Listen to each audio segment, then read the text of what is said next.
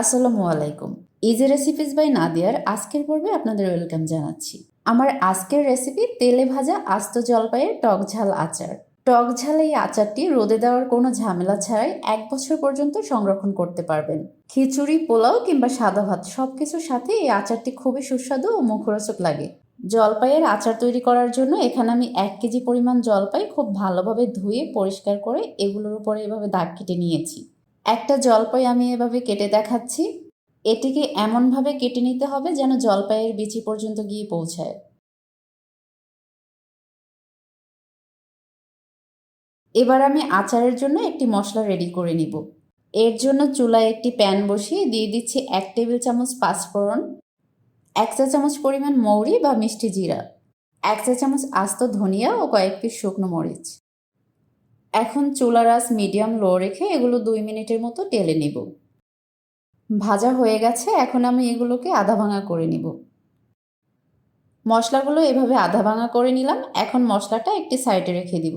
এবার আচার তৈরির জন্য চুলায় একটি প্যান বসিয়ে দিয়েছি, আর এর মধ্যে দিয়ে দিচ্ছি 1 কাপ সরিষার তেল। যেহেতু এটা তেলে ডোবা আচার, সো তেলটা একটু বেশিই লাগবে। এখন এতে দিয়ে দিচ্ছি 1 চা চামচ আস্ত পাঁচফোড়ন ও কিছু আস্ত শুকনো মরিচ। এগুলো 10 থেকে 15 সেকেন্ডের মতো ভেজে একটু ফোড়ন দিয়ে নিব। যখন এই ফোড়ন থেকে খুব সুন্দর একটি ঘ্রাণ বের হবে, এই পর্যায়ে আমি দিয়ে দিচ্ছি 2 টেবিল চামচ সাদা সরিষা বাটা। আরও দিয়ে দিচ্ছি হাফ কাপ রসুনের কোয়া। এবার সব উপাদান নেড়েচেড়ে 1 মিনিটের মতো ভেজে নিব। 1 মিনিট পরে জলপাইগুলো এর মধ্যে দিয়ে দিচ্ছি। এখন জলপাইগুলোকেও কিছুক্ষণ ভেজে নিব। আপনি চাইলে আচারে বিপ রান্নায় এই আচারটি ব্যবহার করতে পারবেন।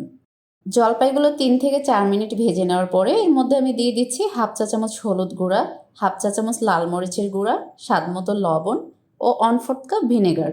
এখানে কোনো পানি ব্যবহার করা যাবে না, তাহলে আচারটা বেশি দিন ভালো থাকবে না। এখন ভালোভাবে নেড়ে মিক্স করে এটাকে 5 মিনিটের জন্য মিডিয়াম লো আঁচে ঢেকে দিব। 5 মিনিট পরে ফিরে এলাম, এর মধ্যে জলপাইগুলো সিদ্ধ হয়ে গেছে। এবার হালকা হাতে নেড়ে এতে দিয়ে দিব 1 টেবিল চামচ চিনি। চিনিটা খুব ভালোভাবে নেড়ে মিশিয়ে নিব। এখন আর ঢেকে দিতে হবে না, এভাবেই নেড়ে চেড়ে 5 মিনিটের মতো রান্না করে নিব। এখানে আমি চিনি খুব কম পরিমাণে ব্যবহার করেছি, কারণ টক ঝাল আচারে অল্প পরিমাণ চিনি দিতে হয়। এতে আচার মিষ্টি হয় না, তবে শুধুমাত্র স্বাদের ভিন্নতা আনে। 5 মিনিট পরে চিনিটা আচারের সাথে খুব ভালোভাবে গলে মিশে গিয়েছে এবং আচারটা এখন খুব ঘন দেখাচ্ছে। আরও 2 মিনিট জাল করে যখন দেখব আচারটা অনেকটা ঘন হয়েছে, এই পর্যায়ে দিয়ে দিব সেই আধা ভাঙা করা পাঁচফোড়নের মশলাটা। আরও দিচ্ছি হাফ চা চামচ গরম মশলার গুঁড়া ও হাফ টেবিল চামচ পরিমাণ বিট লবণ।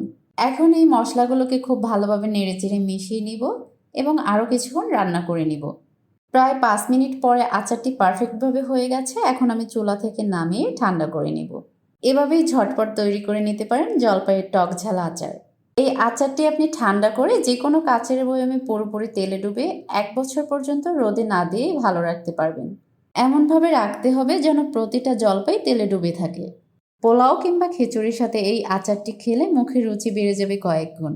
আশা করছি আজকের রেসিপিটি আপনাদের কাছে ভালো লেগেছে। তাহলে অবশ্যই কমেন্ট করে জানাবেন এবং ভিডিওটি শেয়ার করে দিবেন। সবাই ভালো থাকবেন। আল্লাহ হাফেজ।